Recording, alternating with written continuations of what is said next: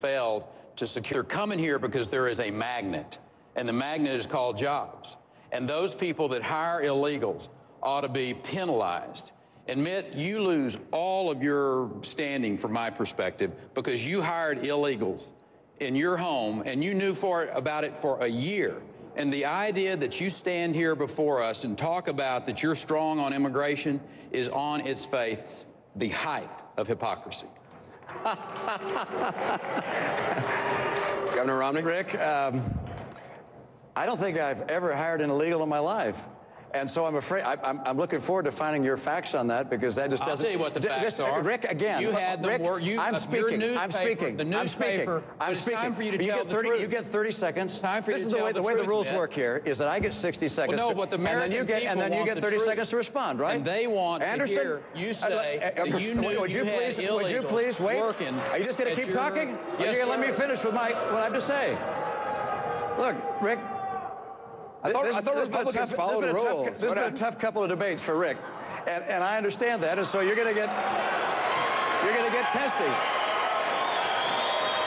But I'll tell you what.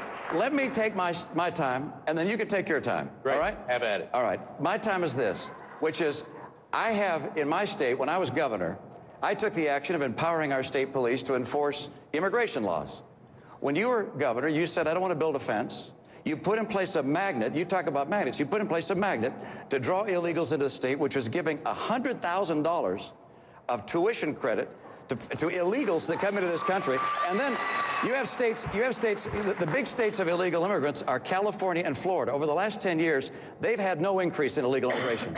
Texas has had 60% increase in illegal immigrants in Texas. If there's someone who has a record as governor with regards to illegal immigration that doesn't stand up to muster, it's you, not me. Governor Perry, you have 30 seconds. You stood here in front of the American people and did not tell the truth that you had illegals working on your property, and the newspaper came to you and brought it to your attention, and you still, a year later, had those individuals working for you. The idea that you can sit here and talk about any of us having an immigration issue is beyond me.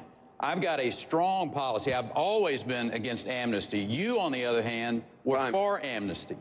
I got 30 seconds, then we got to move on to another immigration question. You wrote an op-ed in the newspaper saying you're open to amnesty. That's number one. Number two, we hired a lawn company to mow our lawn, and they had illegal immigrants that were working there.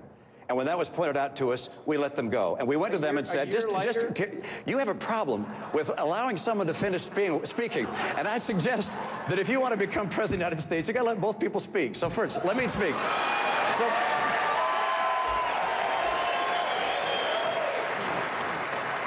So we went to the company and we said, look, you can't have any illegals working on our property. I'm running for office, for Pete's sake. I can't have illegals. It turns out that once again they hired someone who had falsified their documents, had documents, and therefore we fired them.